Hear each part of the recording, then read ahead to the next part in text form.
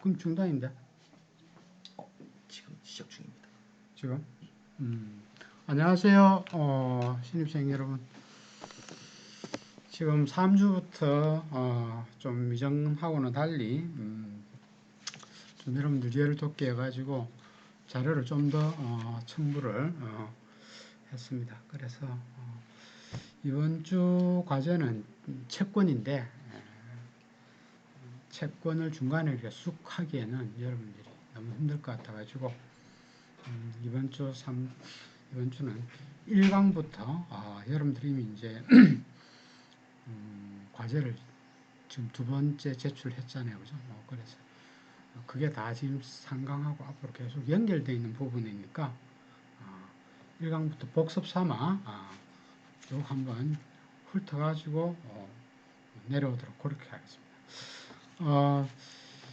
첫 번째 그 과제가 첫 주 과제가 여러분들이 세 개였죠. 화폐 순환 방식 두 가지하고 그다음 금융시장의 분리기준하고 그다음 단기금융 상품이었잖아요, 그죠? 자, 그래서 이 세 가지에 대해서 잠깐 정리를 하고 넘어가도록 하겠습니다. 이 강좌가 금융시장 논이죠, 그죠? 근데 그래서 1장에서는 과연 이 금융시장이 과연 무엇일까에 관한 이야기들로 구성이 되어 있습니다. 그래서 이 금융시장이 무엇일까라는 물음에 이제 우리가 대답하기 위해서는 이 첫 번째 과제였던 화폐 순환 방식하고 이 금융시장이 연결되어 있어요. 자, 그래서 이 화폐 순환 방식은 여러분들이 이미 과제를 제출하셨지만 두 가지가 있었죠. 하나는 산업적 유통 방식, industrial circulation. 그 다음 두 번째 형식이 financial circulation. 이렇게 되어 있었죠. 그래서 화폐는 이 경제 구조 안에서 경제 주체들 사이에서 이제 끊임없이 이제 이래 순환하는데 이걸 우리가 서큘레이션 한다 이렇게 이야기하죠.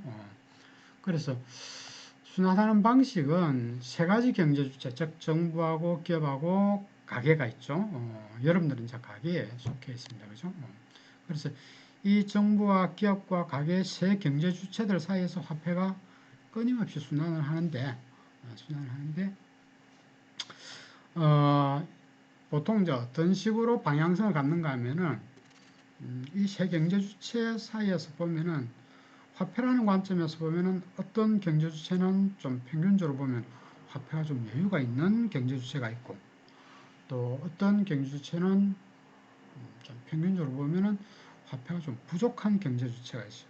그래서 당연히 이 경제 주체들 사이에서 화폐가 이동할 때는 여유가 있는 쪽에서 부족한 쪽으로 이제 순환을 하겠죠. 움직이겠죠. 그래서 우리가 화폐가 여유가 있는 쪽을 우리가 흑자 경제 주체 이렇게 이야기를 해요. 좀 말이 좀 어렵습니다. 그죠? 또 화폐가 좀 부족한 경제 주체를 적자 경제 주체 이렇게 이야기합니다. 그래서 화폐는 경제 주체들 사이에서 서큘레이션 하는데 방향성이 어떠냐? 흑자 경제 주체에서 적자 경제 주체로 화폐가 이동을 해요. 자, 그런데 이 세 경제 주체 가운데 일반적으로 가장 그 적자 경제 주체 대표 선수를 누구로 보느냐 하면은 기업이라는 경제 주체를 봐요. 즉 기업은 평균적으로 보면은 늘 화폐가 좀 부족하다. 평균적인 개념입니다. 예를 들어 아주 삼성전자 같은 경우에는 뭐 현금이 뭐 넘쳐나는 기업이죠. 근데 이제 전체적으로 기업이라는 이 경제 주체들의 평균 개념으로 보면 기업이 일반적으로 이제 화폐가 좀 늘 좀 부족해. 그런 이제 그러면 반대로 화폐가 좀 여유가 있는 흑자 경제 주체의 대표는 누구냐? 뜻밖에도 가게입니다. 가게. 즉 여러분들이 속해 있는 가정이죠. 근데 여기서 굉장히 이제 좀 여러분들이 의아스럽게 생각하실 수 있는 게 우리 집에는 늘 보니까 좀 돈이 좀 모자라는 것 같은데 이런 생각이 들 수 있죠. 근데 이제 가계라는 게 즉 흑자 경제 주체 대표라는 게 어떤 개념이냐 하면은 한번 여러분들이 눈여겨 잘 한번 보시기 바랍니다. 어머니와 아버지께서 예를 들어 가지고 맞벌이를 하셔가지고 한 달에 예를 들어 가지고 500만 원의 우리 가계 수입이 있다. 그러면 어떻게 해요? 어머니께서 그 중에 한 100만 원은 적금에 가입한다든지 아니면 뭡니까? 펀드에 투자를 한다든지 일단 그렇게 하고 나머지 금액 가지고 여러분들 등록금도 내고 책값도 내고 휴대폰 비용도 내고 이렇게 하죠. 자, 그래서 여러분들 어머니께서 100만 원 적금을 한다 또는 펀드에 투자한다. 그 자금이 바로 이제 가계 부분에서 나오는 여유 자금이에요. 그러니까 가계가 흑자 경제 주체라는 말은 정말 이 여러분들 가정이 돈이 넘쳐나서 흑자가 아니고 소비를 최소한 그죠?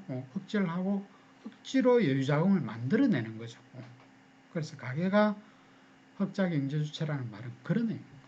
자, 그래서 일반적으로 우리 경제 구조 안에서 화폐가 순환하는 모습 보면은 가계 쪽에서 기업 쪽으로 자금이 일반적으로 이동을 해요. 서큘레이션을.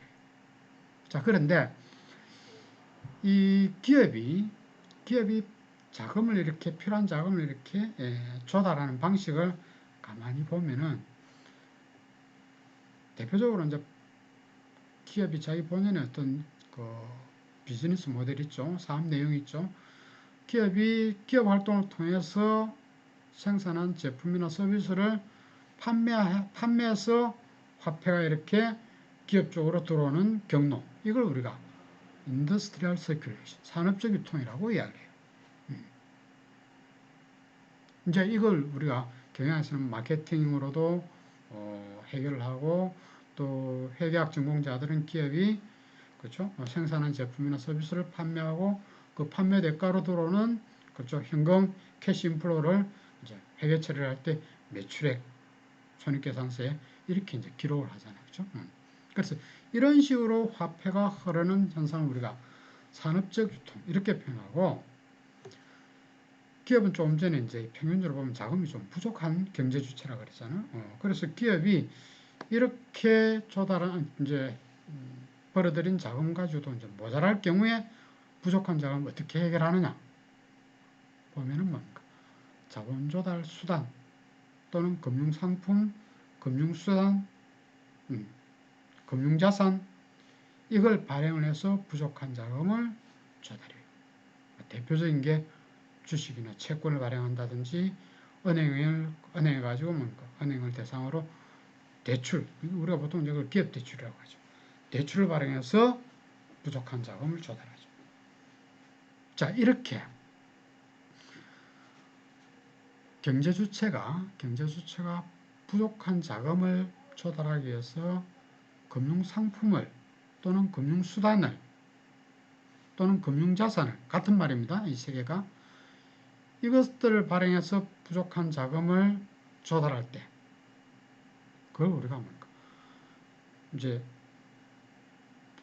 자금이 부족한 경제 주체가 발행한 금융 수단을 누군가는 그 금융 상품을 사주면서 가지고 있는 자금을 제공을 하겠죠. 그래서 흑자 경제 주체가 갖고 있던 여유 자금하고 적자 경제 주체가 발행하는 금융 수단이 또는 금융 자산이 또는 금융 상품이 서로 뭡니까? 교환되면서 자금이 화폐가 이동을 하죠. 이걸 우리가 파이낸셜 서큘레이션이라고 이야기를 하고 이 파이낸셜 서큘레이션을 굳이 번역하자면 이걸 금융이라고 이야기해요. 그래서 금융이라는 단어는 꽤 만만치 않은 단어입니다. 그죠? 그래서 금융이라는 것은 뭐냐면은 금융수단과 화폐가 서로 교환되면서 화폐 순환이 일어나는 현상을 우리가 금융이라고 이야기합니다. 알겠습니까? 자, 그래서 우리가 첫 강좌 이 첫 용어 하나를 해설하는데 이렇게 시간이 많이 걸립니다. 그죠? 그만큼 이 과목이 신입생 여러분들한테는 뭡니까? 이 용어가 그렇게 만만치 않아요. 굉장히 뭡니까? 전문적인 용어로 개념들이 짜여져 있기 때문에 여러분들이 아마 독학을 하나 집에서 혼자 뭡니까? 이렇게 교재를 읽으면서 이해하기는 상당히 이제 어렵습니다. 그래서 부랴부랴 여러분들한테 이해를 좀 더 도와주기 위해 가지고 이런 방법을 제가 쓰게 됐습니다. 자, 그래서 여러분들이 첫 번째 제출한 과제 주제가 화폐 순환 경로 두 가지. 하나는 산업적 유통, 하나는 파이낸셜 서큘레이션. 그걸 우리가 금융이라고 이야기해요. 자, 그러면은 금융시장은 뭐냐? 금융시장은 적자 경제주체가 발행하는 금융상품 또는 금융수단, 금융자산하고 흑자 경제주체가 가지고 있던 여유자금이 서로 교환되면서 트레이드되면서 또는 거래되면서 뭡니까? 화폐가 순환이 이루어지는 공간을 금융시장이라고 이야기를 해요. 금융시장이라고. 자, 그래서 두 번째 과제가 금융시장의 그죠? 어떻게 분류가 되는지 세 가지 형태 뭡니까? 금융시장 분류 기준에 대해서 요약해서 그죠? 과제를 제출하는 하라는 뭡니까? 내용이 있었죠. 그래서 이 금융시장을 우리가 분류를 해보면 크게 한 세 가지 관점에서 금융시장을 분류할 수 있는데 첫 번째는 흑자 경제 주체로부터 적자 경제 주체로 화폐가 이동하는 모습, 그걸 우리가 뭡니까? 화폐 이동 경로에 따른 금융시장의 분류 또는 자금이 중개되는 방식에 따라 금융시장을 분류하는 방식, 이렇게 이야기를 하고 화폐 이동 경로에 따라, 즉 자금 중개 방식에 따라 금융시장을 분류하면 크게 뭔가 직접 금융시장과 간접 금융시장으로 구분해요. 직접 금융시장과 간접 금융시장. 직접 금융시장을 Direct Financial Market, 간접 금융시장을 뭡니까? Indirect Financial Market, 이렇게 표현합니다. 용어 그대로 직접 금융시장이라는 것은 흑자 경제 주체가 가지고 있던 자금이 적자 경제 주체로한테로 뭡니까? 바로 다이렉트로 중간에 어떤 경로를 거치지 않고 자금이 이동하는 모습이 다이렉트로 뭡니까? 흘러들어가요. 대표적인 게 주식이나 채권을 예를 들어 기업이 발행을 해서 자금을 조달할 때 중간 경로 과정 없이 뭡니까? 여유자금이 흑자 경제 주체 여유자금이 기업으로 뭡니까? 바로 다이렉트로 들어갑니다. 그래서 직접 금융시장 안에는 대표적인 게 주식시장과 채권시장, 이 두 가지를 합쳐서 정권시장, 이렇게 이야기를 해요. 그래서 정권시장, 직접 금융시장 거의 비슷한 개념으로 우리가 사용을 하고 있습니다. 그러면 간접 금융시장은 또 어떤 모습이냐면은 중간에 은행과 같은 금융기관이 개입을 해요. 자, 그래서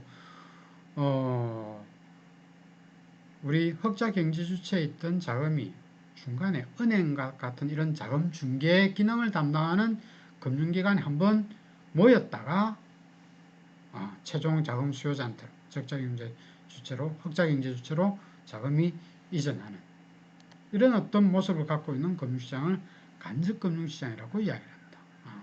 그래서 그 간접 금융시장에 개입하는 대표적인 자금 중개 기능을 우리가 은행이라고 이야기를 하죠. 물론 이제 은행과 비슷한 중개 기능을 담당하는 금융기관으로 뭐 신협도 있고 금고도 있고 뭐 저축은행도 있고 그런데 가장 대표 선수는 뭡니까?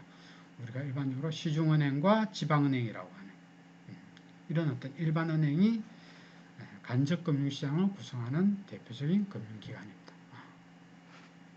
자, 그 다음 두 번째 이 금융시장을 분류하는 방법은 또 어떤 게 있느냐 하면은 우리가 처음에 이제 금융시장이라는 게 금융상품과 또는 금융자산과 그렇죠? 화폐가 교환되는 모든 시장을 우리가 금융시장이라고 한다. 이렇게 이야기를 했죠. 그래서 금융시장이라는 단어는 가장 포괄적인 개념의 뭡니까? 그렇죠? 단어입니다. 그렇죠? 화폐와 금융자산이 거래되는 일체의 공간을 금융시장이라고 하고 이 금융시장 안에는 수없이 많은 뭡니까? 하위시장으로 구성이 되어 있죠. 거래되는 금융상품의 종류가 뭐냐에 따라 가지고 예를 들면 주식이라는 금융상품이 거래되는 시장을 우리가 금융시장 안에서 주식시장, 채권이 거래되는 금융시장을 우리가 채권시장, 예금이 거래되는 시장을 예금시장, 그렇죠? 대출시장, CD시장, CP시장, 그래서 거래되는 금융상품의 종류마다 뭡니까? 시장이라는 단어를 붙이면 돼요. 그래서 그 모든 종류의 뭔가 금융상품들이 거래되는 시장을 통칭해서 우리가 금융시장이라고 이야기를 합니다. 자, 어쨌든 이 금융시장은 금융상품과 또는 금융자산과 화폐가 거래되는 공간이다. 그죠? 자, 그래서 금융시장을 분류하는 두 번째 분류 기준이 이 금융시장에서 거래되는 금융상품의 뭔가 만기라는 놈이 있어요. 만기. 만기라는 건 어떤 개념이냐면은 그 금융자산의 뭔가 그러니까 수명이 그죠? 기냐 짧으냐.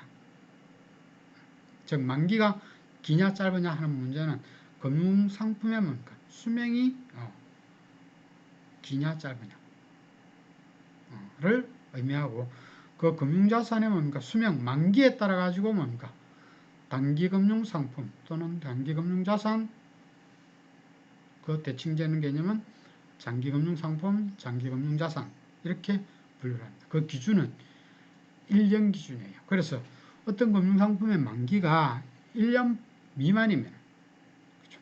단기금융상품 1년 이상이면은 그러니까 1년까지 포함해서 1년 이상이면은 장기금융상품 이렇게 분류를 합니다. 자, 그래서 금융시장은 두 번째 분류 기준이 그 시장에서 거래되는 금융상품의 만기에 따라 가지고 단기금융시장, 장기금융시장 이렇게 구분을 할 수 있어요. 당연히 이제 단기금융시장은 거기서 거래되는 금융상품의 만기가 1년 미만인, 1년보다 짧은 금융상품이 거래되는 시장은 우리가 단기금융시장이라고 하고 1년 이상의 만기를 갖는 금융상품이 거래되는 시장을 그렇죠. 장기금융시장 이렇게 표현을 하겠죠. 됐습니까?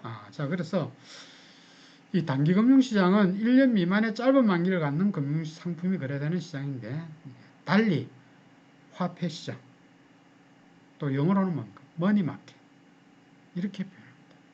거기에 비해 가지고 1년 이상의 만기를 갖는 우리 이제 장기성 금융상품이라고 하겠죠. 이 장기금융상품이 거래되는 시장을 우리가 장기금융시장이라고 하고 이 장기금융시장을 우리가 뭡니까? 그죠?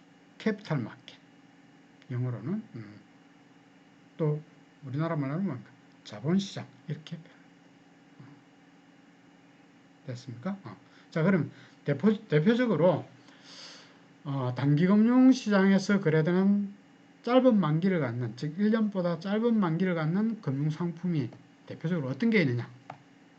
여러분들이 첫 번째 과제에서 대표적인 단기금융상품 종류를 여러분들이 정리를 해서 그죠? 과제를 제출하셨잖아요. 그죠?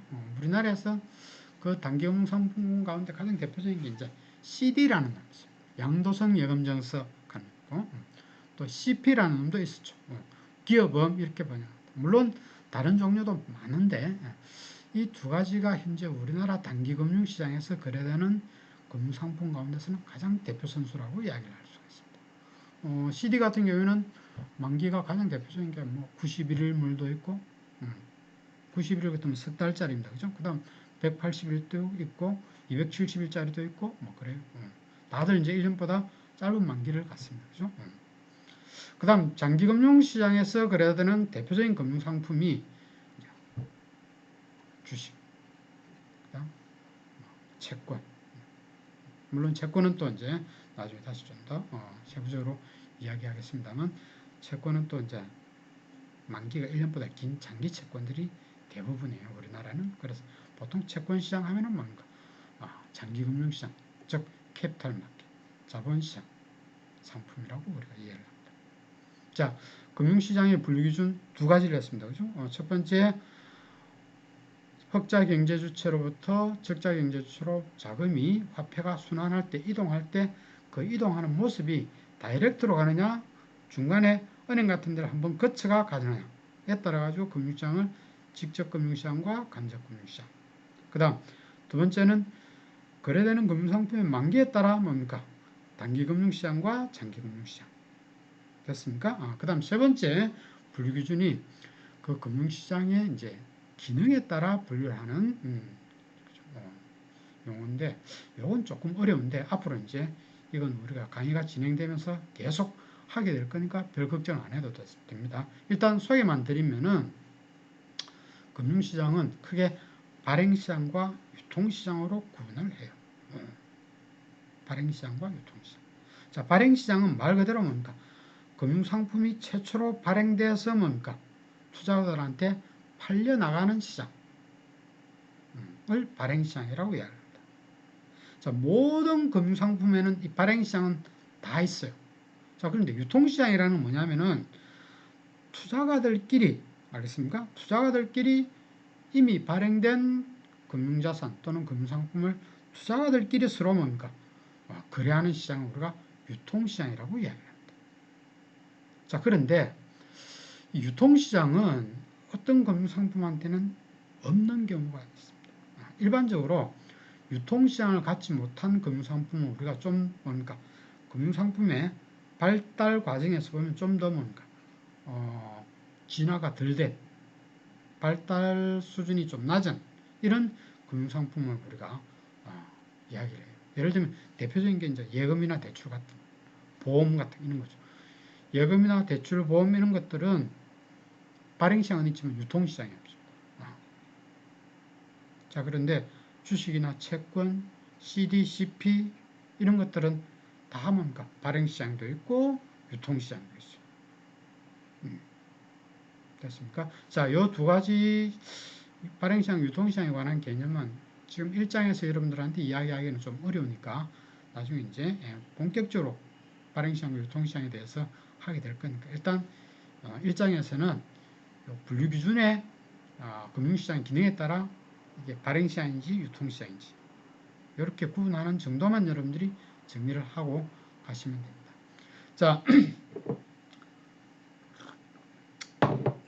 1장에 지금까지 했던 화폐 이동 경로 두 가지 방식, 그 다음 금융시장의 분류기준, 이게 왜 중요하냐면은 우리가 지금 한 학기 동안 금융시장론이라는 강좌 제목을 가지고 하게 될 뭡니까? 금융시장은 내용이 뭐냐면은 사실 주식시장을 한 학기 동안 하게 돼요. 자, 이게 무슨 얘기냐면은 금융시장은 아까 이야기했다시피 화폐의 이동 경로를 가지고 구분하면 직접 금융시장과 간접 금융시장. 그 다음 두 번째 분류기준 가지고 분류하면 단기 금융시장, 장기 금융시장. 그 다음 발행시장과 유통시장. 이렇게 구분이 가능했죠. 그러니까 금융시장이라는 것은 엄청나게 넓은 범주예요. 보통 4년제 학부 과정을 갖는 경영과에서는 이 금융시장론이라는 이 과목을 가지고 한 9학점 정도를 강의합니다. 그러니까 은행을 중심으로 하는 간접금융시장도 한 학기 하고, 그 다음 주식시장 하나 하고, 그 다음 채권시장 하고, 이렇게 해요. 근데 이제, 우리 2년제 과정에서는 금융시장론이 한 학기밖에 강의가 없어요. 그래서 이 한 학기 동안 금융시장론을 다를 할 수 없는데, 이제 중요한 우선순위를 가지고 우리가 그렇죠. 제일 중요한 걸 먼저 해야 되겠죠. 그래서 그렇게 하다 보니까 은행을 중심으로 하는 간접금융시장, 그 다음 주식시장, 채권시장 가운데 가장 중요한 건 주식시장입니다. 그래서 앞으로 우리가 한 학기 동안 강좌 제목은 금융시장론이라는 걸 놓고 강의는 하지만은 한 학기 동안 주로 하게 될 내용이 주식시장이에요. 자, 그래서 1장에서 우리가 정리해야 될 과제는 우리가 앞으로 하게 될 이 주식시장이라는 이 하부 금융시장은 도대체 성격이 어떤 시장일까를 먼저 정의를 하고 가야 돼요. 자, 우리가 하게 될 이 주식이라는 금융수단, 금융상품이 거래되는 이 주식시장은 우리가 금융시장을 분류했을 때 세 가지 관점을 가지고 분류를 했을 때 어떤 성격을 갖는 금융시장일까? 한번 정리를 한번 해보면은 첫 번째, 주식시장은 물론 이제 주식이라는 금융상품이 거래되는 시장인데, 그치? 금융시장 하나의 하부 시장이겠죠? 이 주식시장은 첫 번째 분류기준인 화폐 이동 경로에 따라 또는 자금이 중개되는 방식에 따라 직접 금융시장과 간접 금융시장으로 분류를 했을 때 주식시장은 직접 금융시장입니다. 직접 금융시장. 즉, 주식이라는 금융상품을 기업이 발행하게 되면은 흑자 경주주체가 가지고 있던 화폐가 기업으로 뭡니까? 다이렉트로 어때요? 자금이 흘러 들어가게 되는 그런 금융상품이에요. 주식은. 됐습니까? 자, 그 다음 두 번째. 금융시장을 또 뭡니까? 금융상품의 만기를 가지고 단기 금융시장과 장기 금융시장으로 분류를 했죠. 자, 그랬을 때 주식이 거래되는 주식시장은 장기 금융시장, 즉 자본시장, 캐피탈 마켓입니다. 됐습니까? 그 다음 주식이 거래되는 금융시장, 즉 주식시장은 세 번째 시장의 기능 역할을 가지고 분류했을 때 발행시장도 있고 유통시장도 다 있어요. 됐습니까? 즉 주식이라는 금융상품은 그렇죠? 발행시장도 갖추고 있고 또 이미 발행된 주식을 투자가들 자기들끼리 샀다 팔았다를 반복하는 유통시장, 거래시장이 존재하는 그런 어떤 금융상품 또는 금융시장의 성격을 주식시장이라는 이 시장은 가지고 있습니다. 자, 그래서 1장의 그죠? 이번 학기에 강의에서 1장의 목표는 우리가 앞으로 한 학기 동안 하려고 하는 주식시장이라는 녀석은 전체 금융시장이 하나의 하부시장인데 주식이라는 금융상품이 거래되는 하나의 하부시장인데 이 주식시장의 성격은 어때요? 직접금융시장이고 그 다음 장기금융시장이고 발행시장과 유통시장을 다 가지고 있는 그런 어떤 뭔가 시장이다. 됐습니까? 요게 우리가 1장에서 컴팩트하게 정리해야 될 상황입니다. 자, 그 다음 2주차 여러분들 과제 주제가 뭐였습니까? 유가증권의 개념과 종류, 그죠? 그 다음 주식을 가지고 있는 사람, 그 사람을 우리가 주주라고 이야기하죠. 그래서 주주가 갖고 있는 네 가지 중요한 권한, 그 다음 가장 중요한 주식의 분류기준, 이 세 가지가 2장의 과제였죠. 아마 여러분들이 1, 2장 과제를 하시면서 꽤 아마 힘드셨을 거예요. 왜냐하면 이 내용들이 여러분들이 설명을 곁들이지 않고 여러분들이 아까도 제가 모두에서 이야기했지만 여러분들이 교재만 읽으면서 이걸 정리한다. 아마 정리는 했지만 여러분들이 이해는 많이 그렇죠? 부족했을 겁니다. 그래서 제가 세 번째 3주차 과제를 하기 전에 1주차, 2주차까지 제가 컴팩트하게 정리를 하고 하는 이유가 거기에 있습니다. 그래서 1장부터 이렇게 하니까 여러분들한테 이렇게 일목요연하게 설명을 하지 않고 뭔가 3주차 채권 이야기를 갑자기 하게 되면 여러분들이 정말 뭔가 곤혹스럽고 그래서 제가 이번 3주차부터 이런 식으로 진행하게 된 걸 여러분들이 이해를 하셨으면 좋겠습니다. 자, 우리가 하려고 하는 한 학기 동안 하려고 하는 주식시장의 성격이 그죠?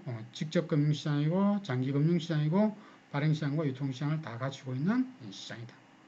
그 다음 2주차 뭡니까? 과제가 유가증권이었죠.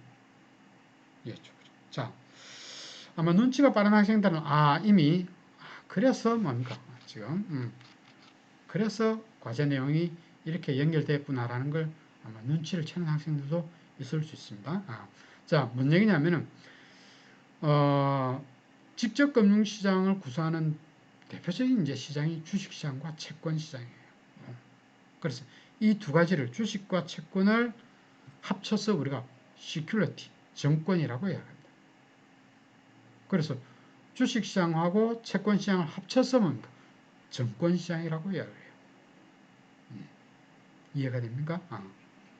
자, 그래서 주식과 채권을 합친 걸 우리가 정권이라고 하고 이 주식과 채권이 거래되는 시장을 각각 주식시장과 채권시장으로 하겠죠. 자, 근데 이 주식과 정권 모두 뭡니까? 직접 금융시장이고 장기 금융시장이고 물론 채권은 안에 뭔가 단기채도 있습니다만은 채권은 일반적으로 뭔가 대표적인 장기채로 우리나라에서는 그래서 채권 시장도 일반적으로 특별한 이야기가 없으면 뭡니까? 우리나라에서는 캐피탈 마켓, 장기 금융 시장이라고 합니다. 자, 채권도 또 유통시장과 발행시장을 다 가지고 있어요. 자, 그래서 2장에 이제 그 제목이 제2장 유가증권 이렇게 돼 있죠. 유가증권. 자, 결국 이제 2장 유가증권에서 이야기하고 싶은 거는 주식은 그럼 뭔가? 유가증권인데 도대체 어떤 유가증권일까를 이야기하고 싶은 거예요. 우리가 하나님 또한 하려고 하는 주식이라는 금융상품이 거래되는 시장을 우리가 주식시장이라고 이야기를 하는데 주식이라는 이 정권을 우리가 풀네임으로 부르면 유가증권입니다. 그래서 이게 다 부르기에는 이제 그 추상스러우니까 앞에 유가라는 말은 빼버리고 그냥 정권 이렇게 이야기를 하는 겁니다. 잠깐 이 장부터는 제가 간단한 파워포인트가 준비가 되었으니까 한번